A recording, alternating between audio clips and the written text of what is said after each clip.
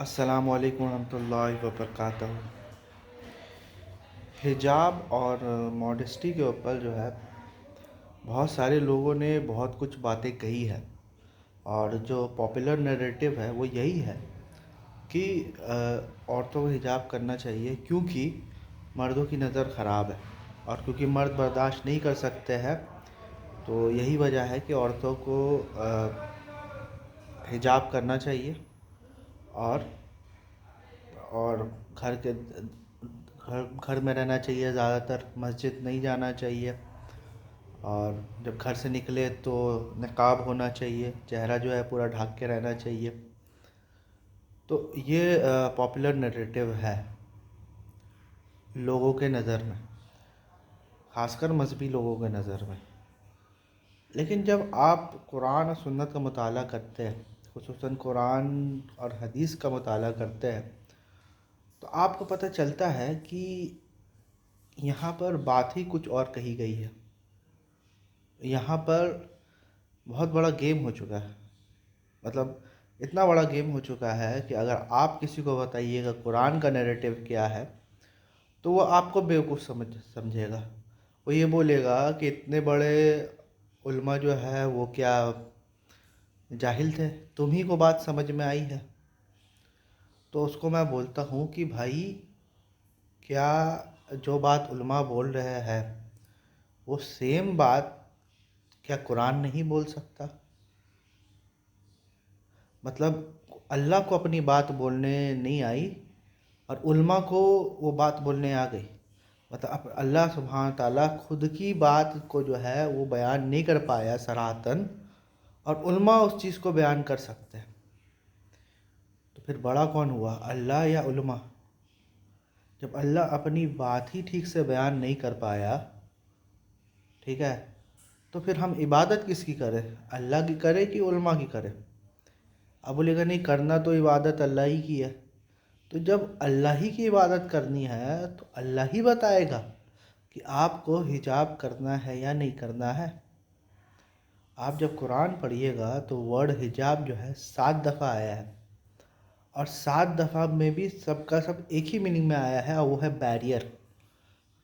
ٹھیک ہے، الگ الگ چیز کو لے کر بیریئر، دو دو سمندر کے بیچ میں بیریئر، اور یہاں تک بھی آیا ہے کہ ان کے دماغ میں جو پردہ لگ گیا ہے، تو ایک بیریئر کے کانٹیکسٹ میں جو ہے آیا ہے۔ بیریئر مطلب پردہ، جو پردہ آپ مطلب ایک بیریئر، وہ پردہ بھی ہو سکتا ہے، فزیکل پردہ بھی ہو سکتا ہے، ایک مینٹل پردہ بھی ہو سکتا ہے۔ تو آپ جب پڑھتے ہیں حجاب کے بارے میں، سورہ احزاب میں آپ جب پڑھتے ہیں تو آپ کو پتہ چلتا ہے کہ امہات المومنین کو ایک خصوصی احکام دیے گئے ہیں، کیونکہ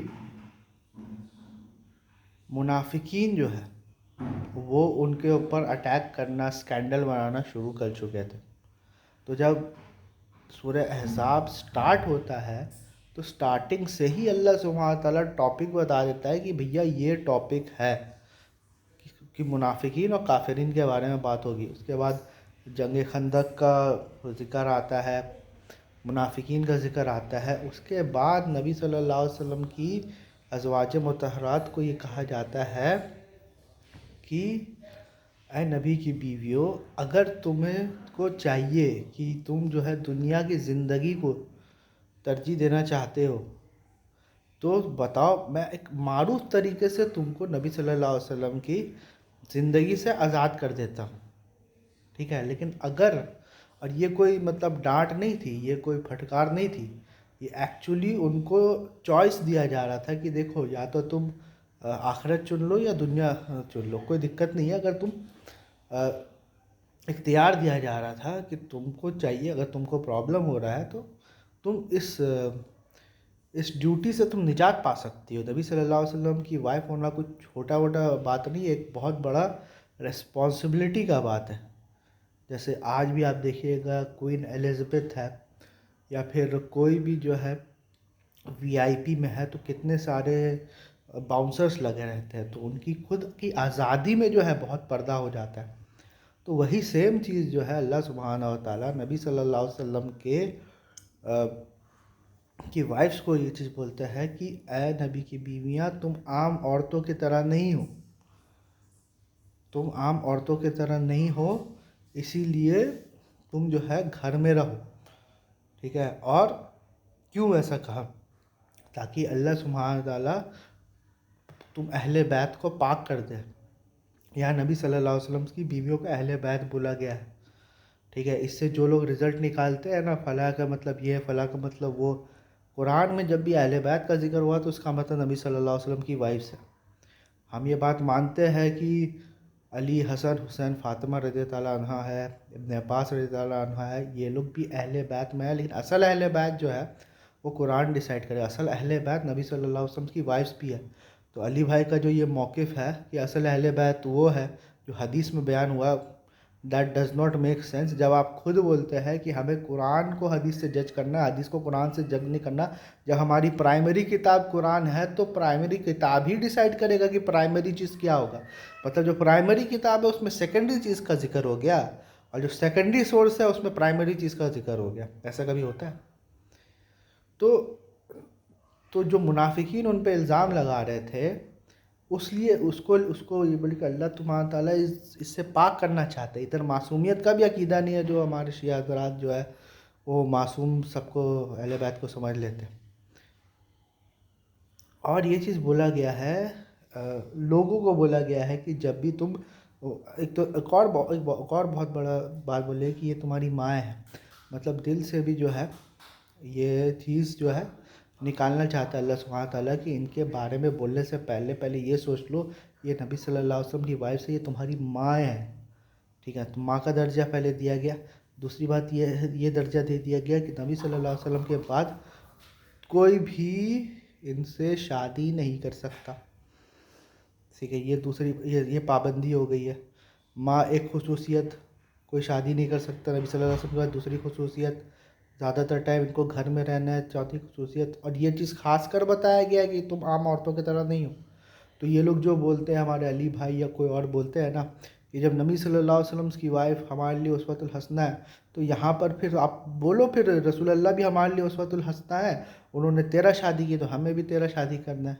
ایسا نہیں ہوتا۔ یہ سورہ احزاب میں خاص پابندیاں لگی ہے نبی صلی اللہ علیہ وسلم پہ اور ان کے گھر آنوں پر، ٹھیک ہے۔ اچھا، جب یہ بات بولا گیا ہے کہ تم عام عورتوں کی طرح نہیں ہو، یا پھر وہ جو حجاب والی آیت ہے، اب لوگ بولتے حجاب والی آیت 33:59 ہے سورہ احزاب کی، جو کہ بہت پاپولرلی کوٹ کیا جاتا ہے، لیکن حجاب کی اصل آیت جو ہے وہ 33:53 ہے، جس میں لوگوں کو بولا گیا۔ یہاں پر نبی صلی اللہ علیہ وسلم کے وائفس کو بھی ڈائریکٹلی اللہ سبحانہ تعالیٰ بول سکتا ہے، لیکن لوگوں کو بولا گیا ہے کہ جب بھی تم نبی صلی اللہ علیہ وسلم کی وائف سے بات کرو تو حجاب کے پیچھے سے بات کیا کرو، ان کو بولا جا رہا ہے۔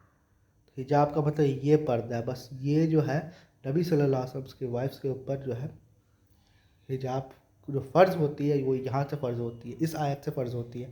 اور آپ حدیث میں بھی دیکھو گے جب بھی حجاب کا ورڈ آیا ہے تو یہ امہات المومنین کا ہی ادھر ذکر ہے۔ اس سے ثابت ہوتا ہے کہ حجاب جو ہے وہ صرف جس کو آپ پردہ بھی کہہ سکتے ہو، وہ صرف امہات المومنین کے اوپر ہی فرض تھا۔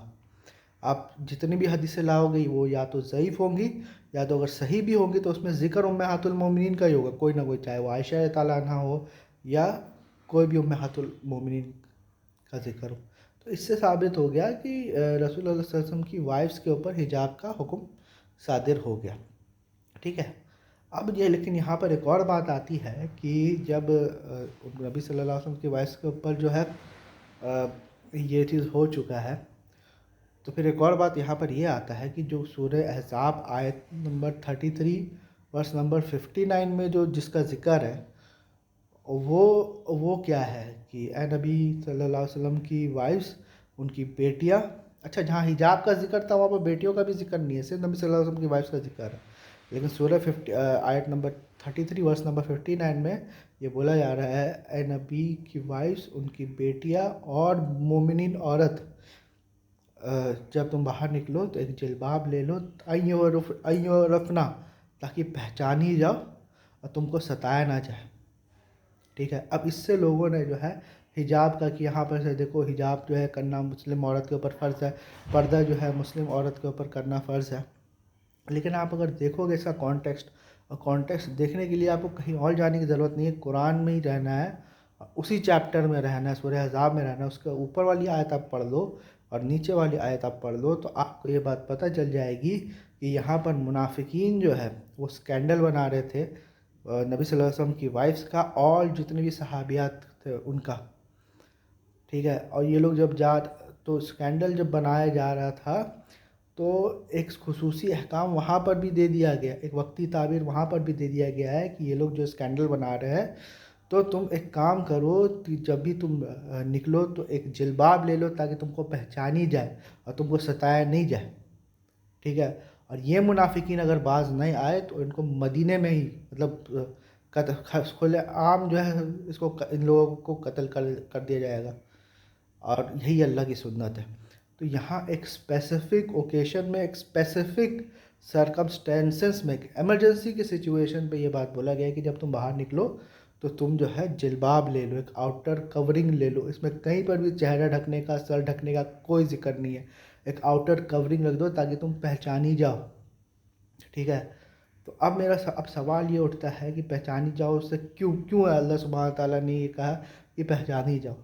تو ہمیں یہ بات پتہ چلتا ہے ہسٹری کے بکس میں، حدیث کے بکس میں، کہ منافقین جو ہے جب یہ امہات المومنین یا اور صحابیات جو ہے جب وہ بیت الخلا جاتی تھی جو کہ گھروں کے باہر رہتا تھا، تو وہاں پر وہ لوگ جا کے ان کو ستاتے تھے، اور جب پوچھا جاتا تھا تو وہ بولتے نہیں مجھے لگا کہ میری لانڈی ہے، میری سلیو وومن یہاں پر آئی ہے.